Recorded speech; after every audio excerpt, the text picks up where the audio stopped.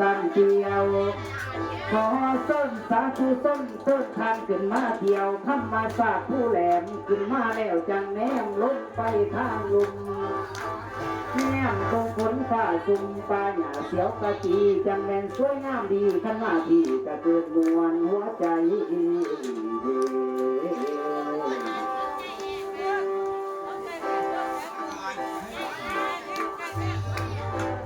จะหน่อยเด้อจะหน่อยเอ้ย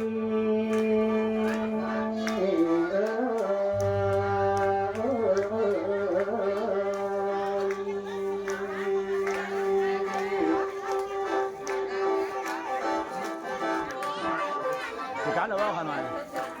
จังว่าเสื้อเสื้อเด้อขอเสื้อมาอย่างเยี่ยมผู้พาปัญหาเก่าแต่ผู้ตายาเฒ่าเคยเว้าเราสู่ฟังตั้งแต่คบเก่ากี้พอหักยาลาป่ามีมาแต่นุ่มน่านผ่านกระสุนหลายหนปีเดือนใกล้ฤดูขามตั้งมาจะลายเหนือเพื่อได้มาพบพ่อกันสื่นใจเมื่อดีขอฮอนยินดีตอนทับแก่อยู่เหนือมิตรอยู่ใกล้ที่มาซอยโมทนาสลาการกุศลได้ยกย่อมือนอนส่วนกันมาถวายข้องชุมท้องดังมงทุ่งฟ้าซาพี่น้องลุงป่าต่อสูนใจเพิ่นว่าพี่น้องใกล้พี่น้องใกล้กับมาซอยโมทนาสลาการกองบุญเลิศคุณนครไทยเตรียมจัดหาผ้าเขาของกินแนวตรงบ่เคยป้าปล่อยถิ่มย่อมือนอมลงถวายพิเศษแม่นาขอขอบใจหลายบรรดาอ้ายเอื้อยน้องและพ่อแม่เอาสานุสิทธิ์ทั้งหลายพวงภาษาสาวพูดมีเกตเดินโค้งกับพวกเขาตีกองโมไรพวกเขาตีกองโมไรอยู่แค่หาหมองพวกเขาตีกองโมไร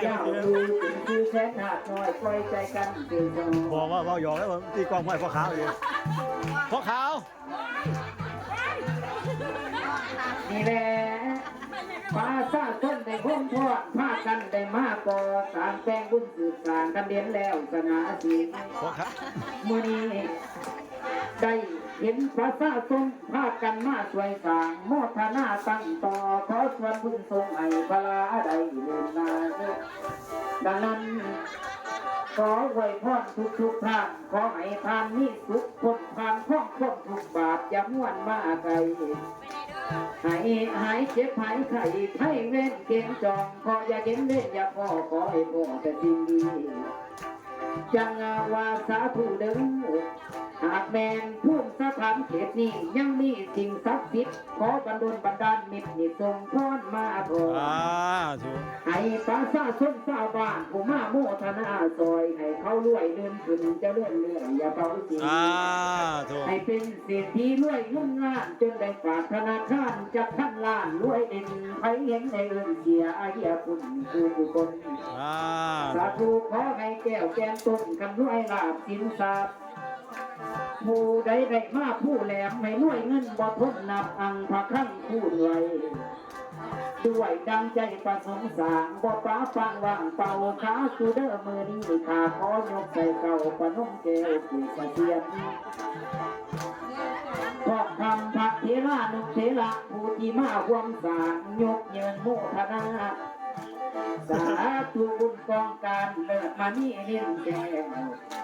โดยดังใจประสงค์สางสัทธาผู้มาห่วงบุญกุศลทรงให้พลาได้เดินลายขอบุญขอบคุณพระอาจารย์ผู้ปอนเงิน50,000เบิ่งคือสิบ่อยู่หาทางล่ามือจักมาทางรถทางเรือกันหน่อยขอทางแเป็นบุญขอเส้นทางไปแลเด้อกินเมืองโขงบ่อนำกองไหลลงเขตมีที่เมืองไทยเดียวดีใจประสงค์สางน้ำสาธาเท่าทีบุญมีพลามีให้เพิ่นทุกยังมันมีเก่าสียังมีเก่าสีเอาละ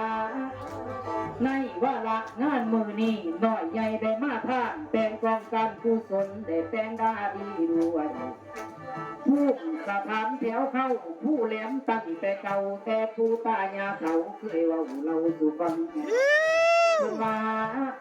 แต่ก่อนมีเสียงกลองสูงห้องจูงท้องดังหวนมวนไปถึงฝากน้ำนครใต้เขตกะแม เบิ่งเงินก่อนเด้อ แต่ว่าตั้งก็พึ่งแต่งสางน้ำกันตั้งแต่เก่า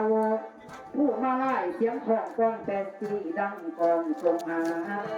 เดี๋ยวนี้หากมาพิจารดูก่อนหลายปีพ้นผ่านบ่ได้ยินคำบิดบ่อยก็เลยจอยซองบ่เห็นดังนั้นลูกหลานว่างหน้าท่ากะจังได้หาเอาพ้องมาแต่ไกลกว่าของหน่อยอยู่เมืองไทยบ่แม่นน้อยผู้ซาไทยส่งมาแล้วก็ให้เสียงดังกองคือไก่ไปเท่าทีให้อยู่ดีกินดีไผผู้มาคอยให้ถวายกองให้เพื่อนรวยให้เพิ่นถือหวยหลายล้านจนได้ฝากธนาคารจะพันล้านรวยเด่นไผเห็นให้ยกย่องสลองไว้ผู้สุยางขอทำไผผู้ขายผู้ค้าให้ด้วยล้านสินทรัพย์ไปได้เงินบ่ทนดาบพังกว่าคำคูณไว้ถ้าแมนผู้ลงต้อนให้มันป่าผู้เห็นหน้าให้มันเขา